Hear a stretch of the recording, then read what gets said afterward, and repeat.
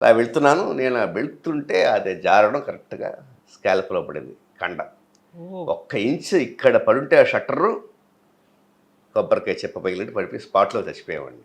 హ్మ్. బట్ దేవుడు మనకు నూకలు ఉన్నాయి కాబట్టి, మళ్ళీ ఆయుష్ ఉంది కాబట్టి ఆయన కరెక్ట్‌గా స్కాల్ప్‌లో పడడం, వెంటనే సర్జరీ చేయడం.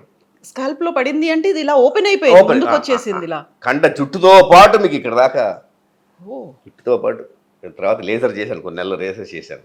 హ్మ్. వెంటనే చేసేటప్పటికి కొంచెం దేవుడిలాగా అంబికా అరసు అని చెప్పి విజయ హెల్త్ సెంటర్లో ఒక డాక్టర్ నిజంగా నాకు యాక్టింగ్ అనేది ఇక నేను నేను పనికిరాను అనేది నాకు డిప్రెషన్ కొన్ని నెలలు వెళ్ళిపోయాను. ఆ డిప్రెషన్ నా బ్యాడ్ టైం స్టార్ట్ అయింది అక్కడే. తర్వాత హీరో సురేష్ గారు, సుధాచంద్రన్ గారు, రే నువ్వే అలా అనుకుంటే ఎలారా, నా కాలు లేదురా, చూడరా నన్ను చూసి ఇచ్చేసుకోరా ఆవిడ నన్ను చాలా సపోర్ట్ చేశారు. దీనికి వెళ్ళి లేదు ఏమవ్వదు ఏమవ్వదు అని చెప్పి ఆవిడ హాస్పిటల్కి రోజు వచ్చి నేను ఆవిడ దీని పిలుస్తాను. హ్మ్. ఆవిడతో పేరుగానే చేశాను. బట్ లక్ష్మీ స్టోర్స్లో నాకు మంచి అటాచ్మెంట్. నువ్వే ఇలా వెళ్ళిపోతే నేను చూడు నా కాలు పోయిందిరా నాది. ఇన్నేళ్ళగా నేను ఎలా చేస్తాను రా అని చెప్పి ఆవిడ చాలా మొరల్ సపోర్ట్ ఇచ్చింది. సురేష్ గారు కూడా ఆయన చాలా ధైర్యాన్ని ఇచ్చారు. ఎంత టైం పట్టింది?